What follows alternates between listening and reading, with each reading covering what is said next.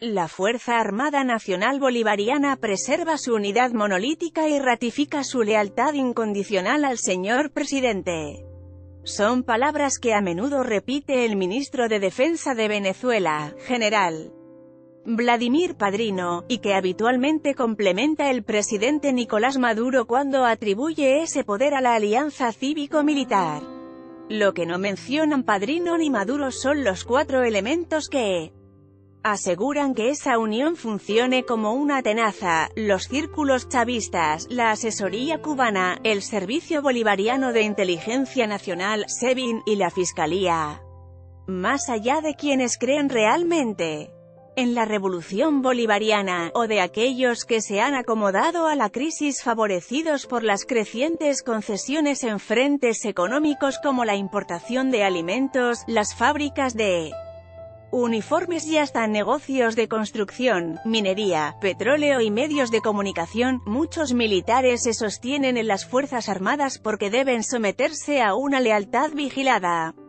Una realidad que se expresa en un aparato de inteligencia que les respira en la nuca, con un creciente número de civiles armados por el Estado.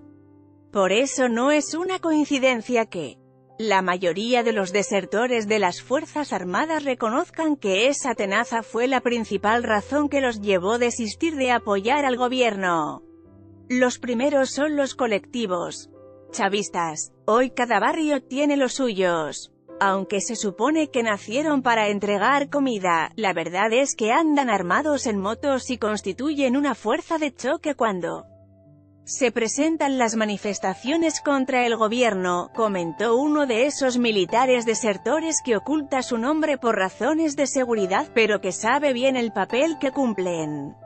A mí me consta que desde los tiempos del presidente Chávez se empezaron a formar esos colectivos y que las guerrillas colombianas se encargaron de entrenarlos, precisó la fuente.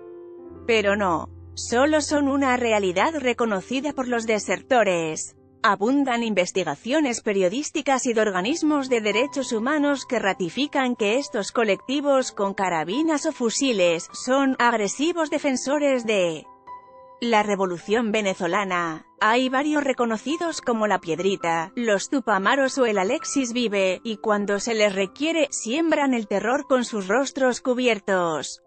Les recomendamos qué tan sólido es el respaldo militar a Maduro.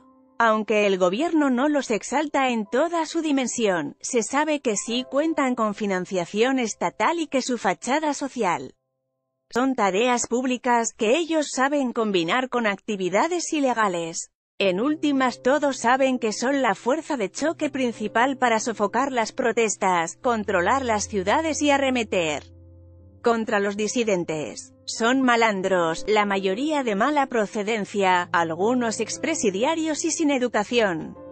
Pero desaparecen gente, hacen un trabajo sucio para evitar que las Fuerzas Armadas o el gobierno queden manchados con sus excesos. Sin embargo, dentro de las Fuerzas Armadas no es el círculo de apoyo principal. Según la mayoría de los desertores, el papel protagónico lo tienen los asesores cubanos. Ellos empezaron a entrar tras el golpe fallido de 2002. Chávez sacó a los gringos y entraron los cubanos, resalta la fuente. Entre la tropa se tiene claro que asumen posiciones decisorias. Incluso asisten a reuniones de alto nivel para aportar directrices. Son los informantes especiales del gobierno, el primer anillo de inteligencia.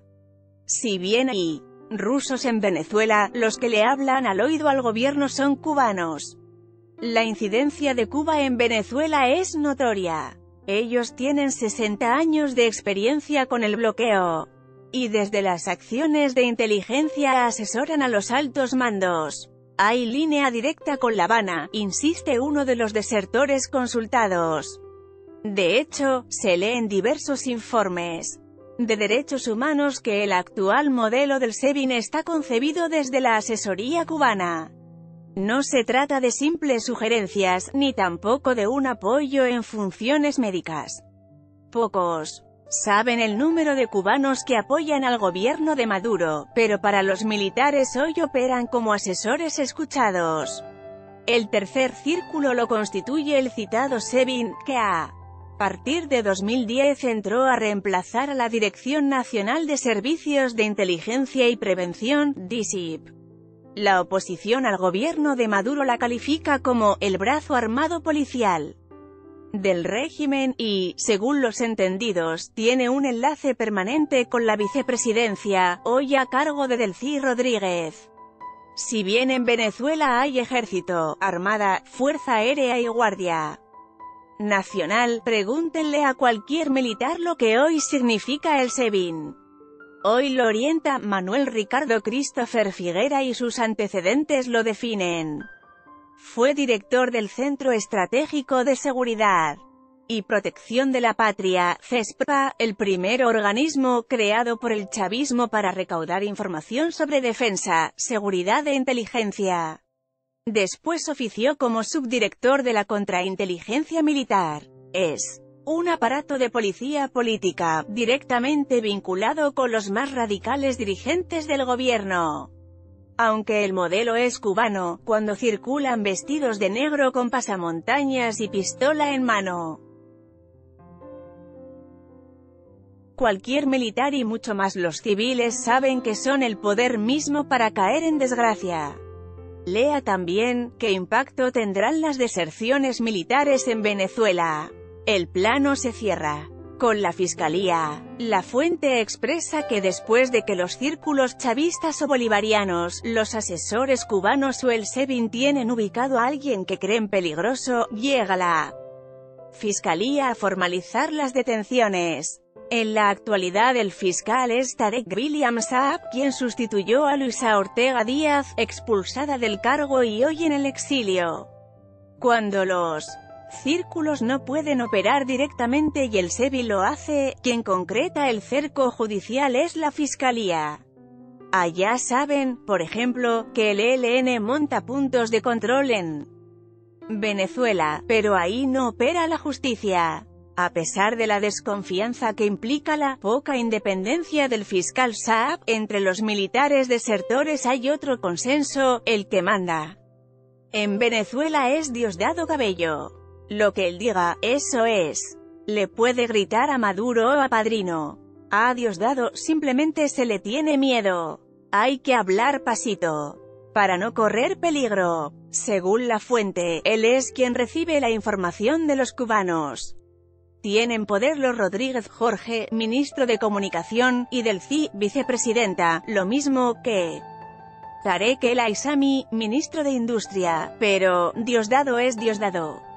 Vea también la difícil tarea de quebrar el apoyo militar a Maduro. Hay mucha gente que les tiene miedo a las Fuerzas Armadas, a los cubanos que hacen contrainteligencia, al SEBIN, que maneja una estructura para perseguir y encarcelar disidentes, y por supuesto a Diosdado Cabello, que lo controla todo, puntualiza la fuente consultada. Si yo fuera Juan Guaidó, lo primero que haría sería nombrar a un ministro de Defensa con uno de los generales en el exilio. Eso para unir a los militares, que afuera podemos decir lo que sucede, porque adentro impera la ley del silencio. Es la alianza cívico-militar de la que no se habla en los discursos oficiales. Las tres cartas que Pence puso sobre la mesa en Bogotá.